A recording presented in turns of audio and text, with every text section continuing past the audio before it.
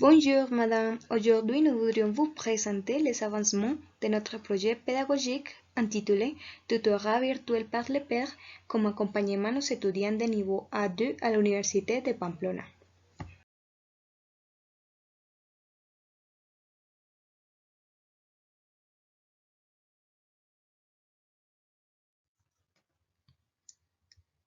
Bon, d'abord, ce projet a été créé grâce au désir collaboratif des étudiants de 9e semestre envers la situation vécue par les apprenants de FLE de niveau A2, vu qu'ils n'ont pas pu suivre un semestre académique ordinaire, ce qui a influencé des contraintes dans leur processus d'apprentissage en FLE. Par conséquent, ces apprenants pourront continuer leur parcours académique de semestres à venir sans aucun problème, puisque leur renforcement des compétences au niveau linguistique conduira à une amélioration qui leur permettra de se rattraper et de combler les retards.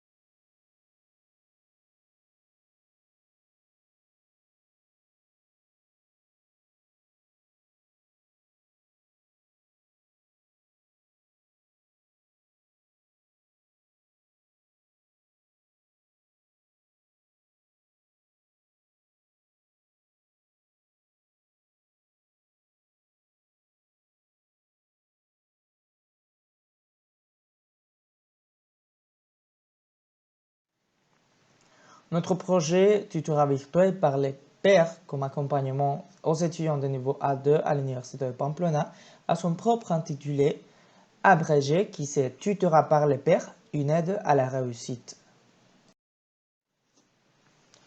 D'abord, il me faut vous mentionner quels sont les objectifs de notre projet.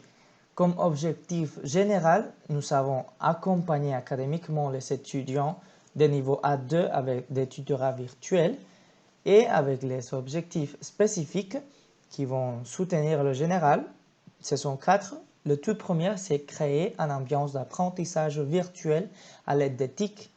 Deuxièmement, nous avons abordé les sujets conçus au niveau A2, B1 pour équilibrer la progression des étudiants. Un troisième volet, nous avons suscité la lecture des livres Le Bossu de Notre-Dame et finalement préparé les étudiants pour la passation de l'examen DELF B1. La population que sera bénéficiée, ce sont les étudiants des niveaux A2 de 3e semestre du cours de français intermédiaire 1, qui est dirigé par la professeure Majaini Garcia à l'Université de Pamplona. Pour faire un bon suivi d'avancement, il faut analyser quelques points essentiels. Par exemple, que les moyens avancent bien dans la bonne direction, le travail en groupe dans un but commun, le respect des moyens alloués et le respect des délais. Premièrement, nous nous sommes rendus compte que le projet avançait très bien grâce aux résultats des apprenants dans les évaluations en forme d'exercice que nous faisons. De même, cela est évident grâce à la participation des élèves dans les sciences. À propos du travail en groupe, on a décidé de diviser quelques tâches équitablement et faire quelques autres ensemble pour arriver à un bien commun qui est l'atteindre des objectifs. En ce qui concerne les ressources humaines et matérielles, ils sont bien respectés. Chaque science compte avec tout le nécessaire pour le bon déroulement du cours. De même, les délais sont respectés par les chefs, vu que chaque tâche a une date limite. Pour le général, nous faisons tout en avance pour que la professeure puisse faire les corrections pertinentes.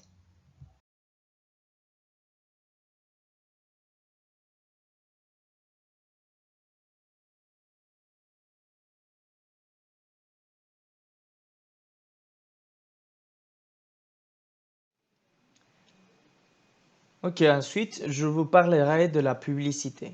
La publicité qui a été utilisée dans notre projet a été une vidéo et une affiche.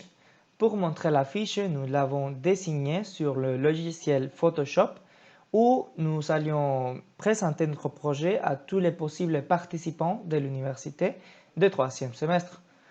Le logo de notre projet est un logo composé par deux mains, humain robotique et humain humaine, qui signifie le soutien aux étudiants qui en ont besoin. Comme vous voyez, il y a une planète, la planète Terre, dans la moitié, qui a le drapeau de la France, qui signifie que ce sont les étudiants de français qui seront les plus bénéficiés dans ce projet. Bon, en ce qui concerne l'activité de contact, due à la crise sociale et sanitaire générée par la propagation du COVID-19, nous avons dû créer une alternative afin de présenter notre projet de recherche de manière virtuelle.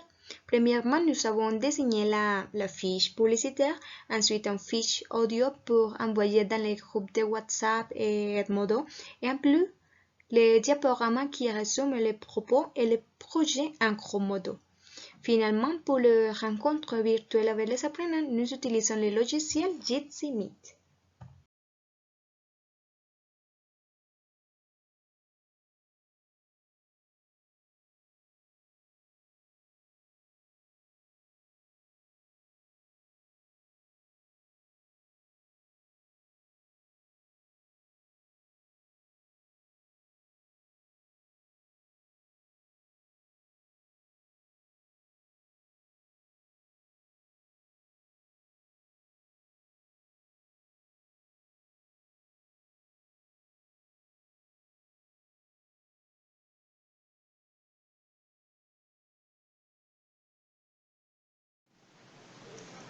Maintenant, pour aborder le cahier de charges, il est important de mentionner que tout le travail est fait ensemble entre Luisa et moi.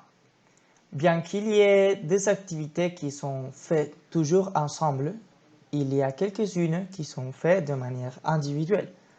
Par exemple, nous avons dedans les tâches élémentaires. La première, comme créer une fiche pédagogique, c'est une activité qui doit être faite par les deux. Cependant, la deuxième, que c'est mettre à jour le blog, ça c'est le travail de Luisa qui met à jour le blog chaque semaine. Nous avons créé des activités pour la classe et dessiné des diaporamas. Ce sont les activités à moi, ce sont les activités que je dois faire pour apporter au travail de ce projet. Nous avons en cinquième lieu la mise en œuvre de planification pédagogique, c'est-à-dire la pratique, c'est-à-dire comment utiliser la fiche pédagogique dans la classe et en suivant tout le progrès et la séquence pédagogique qu'on a établi les deux. Ce cinquième pas, il est aussi mis en place entre les deux. Comme sixième, nous avons créé et lié des annexes, c'est-à-dire c'est une activité pour moi.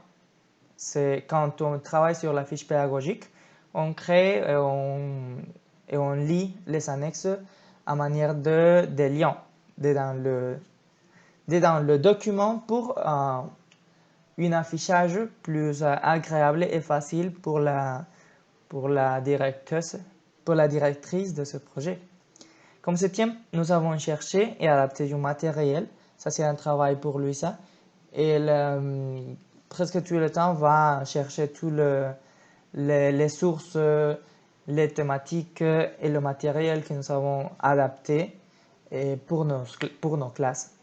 Finalement, elle recompile aussi des évidences, c'est-à-dire la prise des photos, la demande aux étudiants de créer les productions et l'enrichissement du blog.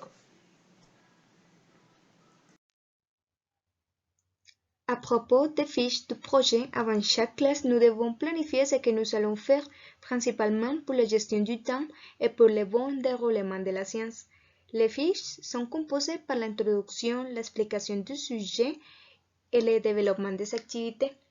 À ce moment, nous avons fait 3 fiches pédagogiques qui correspondent à chaque science avec les suivants sujets: les discours rapportés passés, la voix passive et les livres de littérature Notre-Dame de Paris.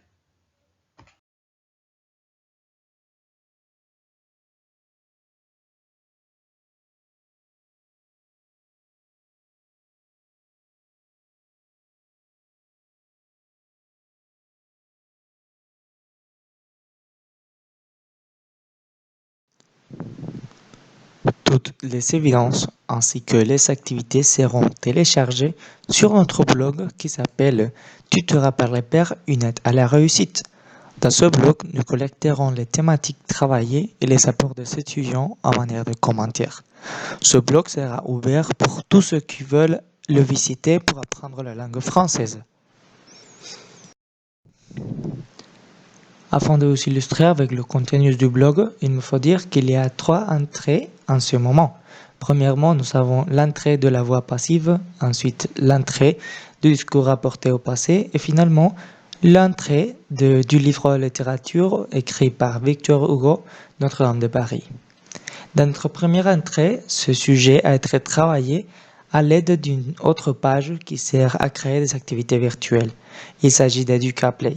Ici, nous avons proposé un exercice lacunaire concernant le sujet de la voix passive. En deuxième lieu, et pour la deuxième rencontre, nous avons monté les informations et les activités sur le blog. En ce cas, le sujet était le discours rapporté. Et nous avons aussi fait 2 exercices. Le premier s'agit d'un exercice d'association pour les transformations et le deuxième d'un exercice avec un mot croisé. Finalement, dans la troisième séance, nous avons abordé le livre de littérature Notre-Dame de Paris pour parler un peu de la culture et d'avancer dans la lecture. Nous avons proposé un quiz vidéo en contrastant la version de la vidéo avec celle du livre de Victor Hugo. Ok, maintenant, pour vous parler un peu des évidences, la toute première que nous avons ici, ce sont les statistiques de notre blog. Comme vous pouvez voir dans la graphique, nous pouvons voir les actions de la page, les vues de la page et les aperçus de la page quand même. Comme vous pouvez voir à gauche, nous avons 17 vues de la page, c'est-à-dire du blog. C'est-à-dire que 17 personnes sont entrées pour visiter ou pour voir le contenu de notre produit. Ici, nous pouvons trouver les évidences des rencontres avec les participants. Chaque séance a été développée par JetSimit, un outil qui nous a permis de nous rencontrer virtuellement sans aucun problème. À l'aide de cet outil, nous avons pu partager l'écran, des documents, des liens importants pour bien expliquer un sujet.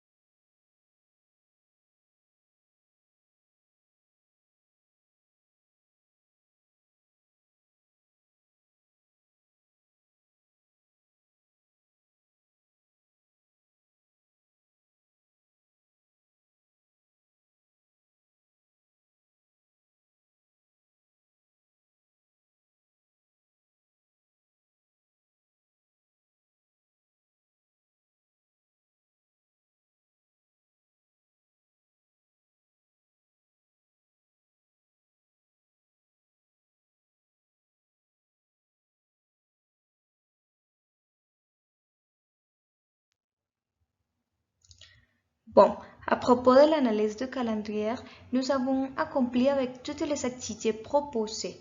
Néanmoins, ce calendrier a eu des petits changements. Par exemple, nous devons changer la date de la première séance vu qu'il était nécessaire de faire quelques corrections dans la fiche pédagogique. De même, nous avons avancé les cours sur la voie passive pour que les étudiants soient prêts pour l'examen final. Cependant, le travail sur les livres de littérature s'est réalisé la semaine suivante. En général, le calendrier que nous avons conçu au début a été respecté.